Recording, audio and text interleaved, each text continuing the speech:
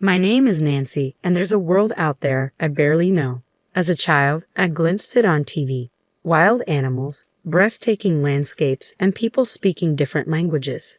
Driven by a desire to see this unknown world up close, I bravely studied abroad during my college years. In my new destination, I found the world I'd been dreaming of. Despite the language barrier, I saw thriving communities, diverse creatures, and stunning vistas. I wanted others to experience this wonder too, so I got a job at a travel agency. I was in charge of tour planning, leveraging my study abroad experiences to handle everything from site inspections to negotiations. It was a whirlwind life, but I managed to balance it well with my personal life. I married Daniel, a colleague, and found a rhythm between work and family. However, a problem arose with my mother-in-law, Barbara. A housewife herself, Barbara believed women should stay home after marriage. While I didn't deny her viewpoint, I found it outdated and told her so. She retorted, "Isn't it a woman's job to support her husband? Do you have a problem with that?" I disagreed, but ultimately, Barbara didn't understand. To avoid conflict, I suggested to Daniel that we buy a house. He readily agreed, and we moved into our own place. But Barbara's visits increased. Every weekend, she would come over, often making noise with Daniel. She never took care of her own husband, Anthony. I wanted to point out the contradiction in her beliefs, but I held my tongue to avoid a fight. One weekend, amidst her usual commotion, Barbara mentioned, "I'm going on a trip next week. Please be careful." Surprised, I asked, "What are you saying, Barbara?" "Nancy, you're coming too," she insisted.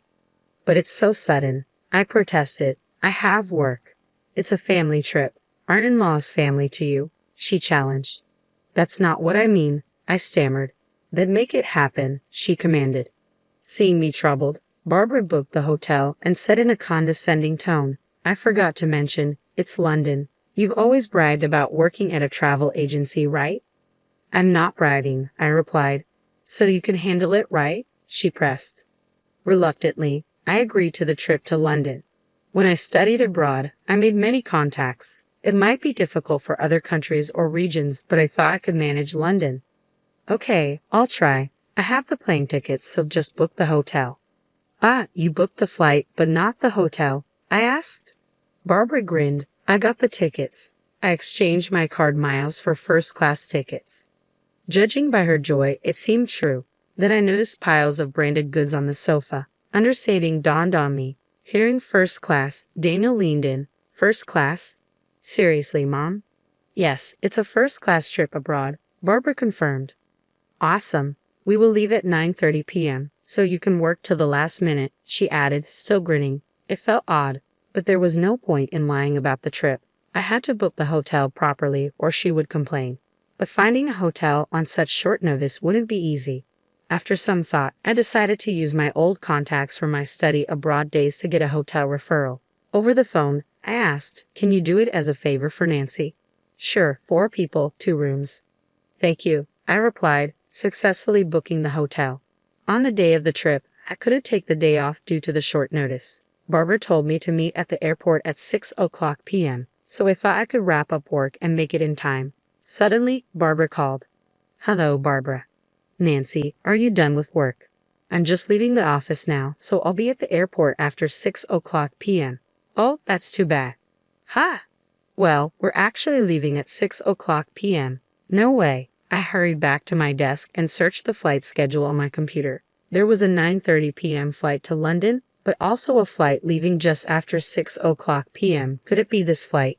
"Yes, so the family is going without you," Barbara confirmed. "If you leave me behind, what about Anthony? You're supposed to be sick."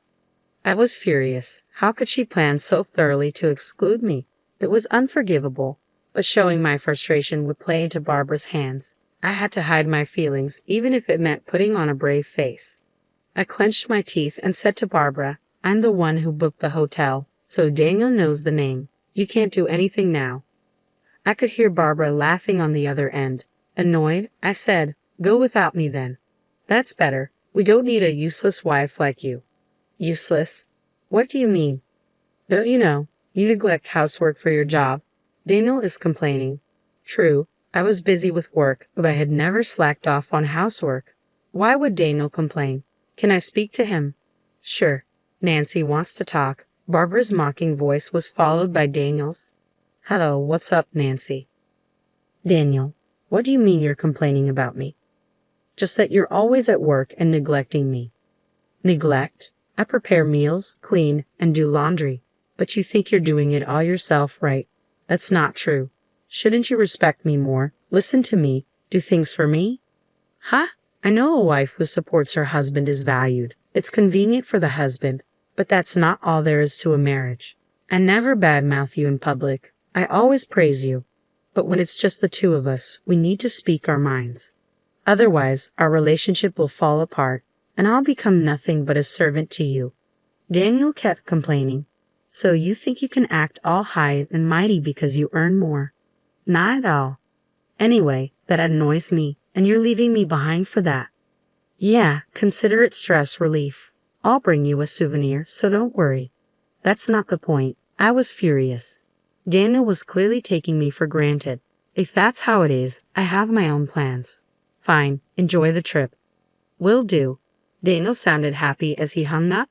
I was livid. I couldn't stand the self-centered Daniel and Barbara. Enjoy your trip without me, but be prepared, even if you come back crying and apologizing. I won't forgive you. I rushed out of the office with my mobile phone. Hey, it's Nancy. Are you free? I need to talk about that hotel booking. With the trip canceled, I had plenty of time to settle everything. Determined, I ran around handling various tasks. The next evening, exhausted, I got home, and the phone rang. Hello. Nancy, what were you thinking? It was Barbara, sounding quite angry. I knew the reason but pretended not to. Barbara, are you enjoying the trip? This is no time for that. We can't check into the hotel. Did you make the reservation? I canceled it because I wasn't going. Huh? What? Then where are we supposed to stay tonight? I don't know. Barbara's angry voice came through, but since she was in London, her anger over the phone wasn't scary at all. That's tough, being abroad without a hotel. You never know what might happen. It's not the safest place, you know. Wait, help me, Barbara sounded panicked. Then, a faint voice in the background said, There's a canceled room. Anthony's negotiating for us to stay there. It was Daniel. Is that true, Daniel? I asked. Looks like it'll be fine, he replied. You see, Nancy, Barbara's voice turned triumphant as if her earlier panic were a lie. Too bad for you. Your plan didn't work. Well, the room was available because... I cut her off. Enjoy your stay, Barbara. Then I hung up, feeling a strange sense of satisfaction despite everything. I canceled it, but this was all part of my plan. My real aim was something else. Glad there was a vacancy. Thought you'd be smug about canceling our hotel, didn't you? Barbara sneered. No, not really. Frustrated, aren't you? You can admit it if you're upset. I just canceled it because I wasn't going. Putting on a brave face. How pathetic. Typical of Daniel's useless wife. Barbara laughed loudly, then continued bragging about the amazing scenery and delicious food. Tired of listening, I quietly hung up the phone. She probably didn't even notice. I smiled a little at that thought. Anyway, just a few more days to endure. I braced myself and had dinner. A few days later, as I was heading to the station, Barbara called again. Hello. What's up, Nancy? What's going on now? Not again. What's wrong with this hotel? What are you talking about? Barbara explained. Thanks to Anthony's negotiation, they stayed in the room I canceled. They were supposed to stay for 4 days and check out today, but there was a problem. They were billed £8,000 by the hotel. So what's the issue? It's £2,000 per night, right? That's about $2,500 per night. Ridiculous. It's for 2 rooms, right? So about $1,200 per room. You told Daniel it was $300 per room per night. Yes, I did, so it should be $600 for 2 rooms. Why is it 4 times more? I was astonished. They stayed without even checking the room rates. Well, I anticipated this. I set it up accordingly. Barbara making a fuss on the phone must have been bothering others. I let out a small chuckle, enjoying the sweet taste of my small victory. I should calm her down. Hey, Nancy, you hear me? Barbara, can you be a bit quieter? Why did you lie? She's good at accusing others without reflecting on herself. Exasperated, I began to explain to Barbara. The $300 rate was because I made the reservation. Huh? So, because it was last minute, I asked a friend who runs a hotel. A friend of yours? Yes, their hotel offers rooms for around $600 for 2 people. Then why $11,200? That's the rate for a really nice room. My friend did me a favor. A favor. There were no other vacancies, so they arranged a nicer room. So, is this the regular price? Barbara sounded flustered. When I heard from Barbara, there was no time left for the trip, so I told my friend any available room would do. The only vacancy was an expensive suite. My friend kindly gave a discount. Barbara left me behind without asking, so I immediately told my friend the situation and got the room canceled.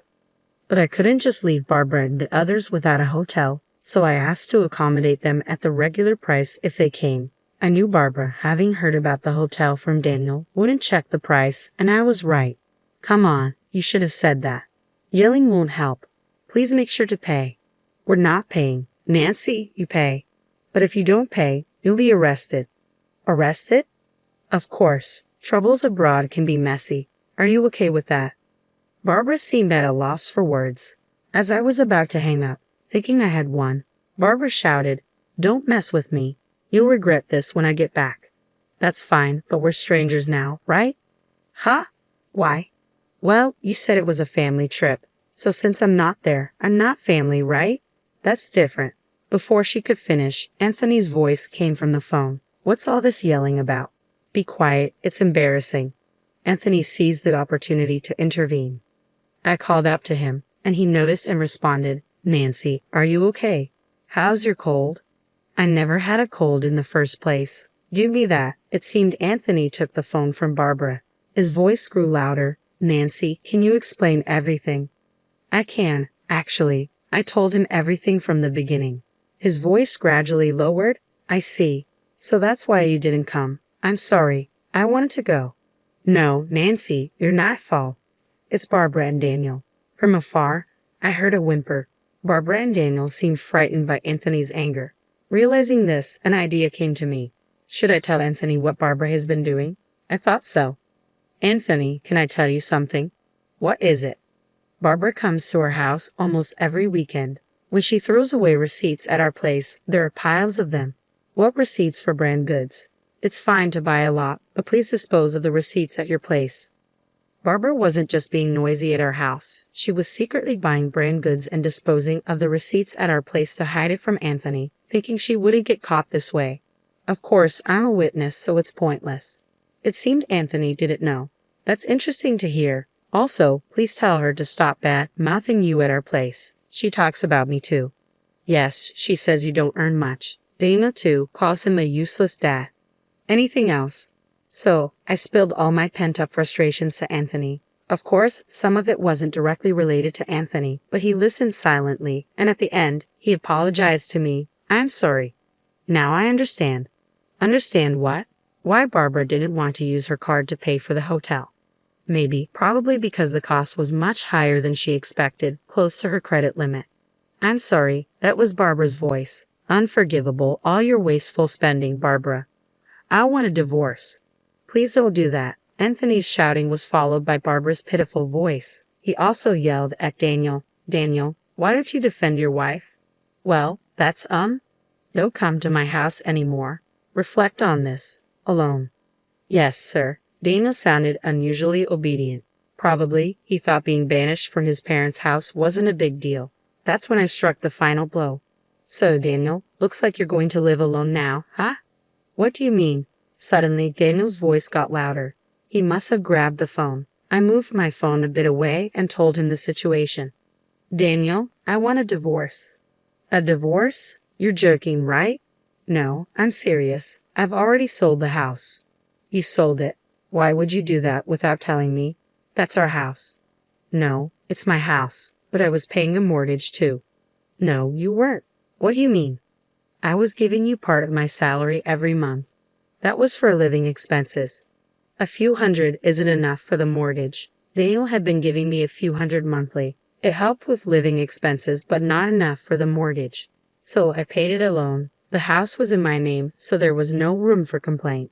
This incident made me decide to divorce Daniel. I sold the house full of unpleasant memories of living with him. So, you'll be living alone? Wait, think it over. No, it's decided. I'll contact you once I find a place. Then, I'll send you the official notice. Official notice? Of course, I'll be claiming compensation in the divorce. Wait for me. Daniel was crying on the other end, but I didn't care. I hung up the phone. After that, Daniel and I divorced following discussions. Anthony actually divorced Barbara too. Barbara, due to her wasteful spending, didn't get any compensation in the divorce and was left on her own. I was just thrown out of the room. Daniel was nearly broke, apparently having spent everything except the few hundred he gave me each month on frivolities. Now, he's living in a rundown apartment and commuting to work. But things might be better for Daniel than Barbara. With no house or money and Daniel's place too small, Barbara had to take a live-in job. She's working hard from morning till night now. As for me, I'm doing great being single. I have more free time and can handle overseas negotiations. I've become a relied-upon figure at work, even hearing talks of a promotion to department head. Today, I'm busy flying around the world planning new tour packages.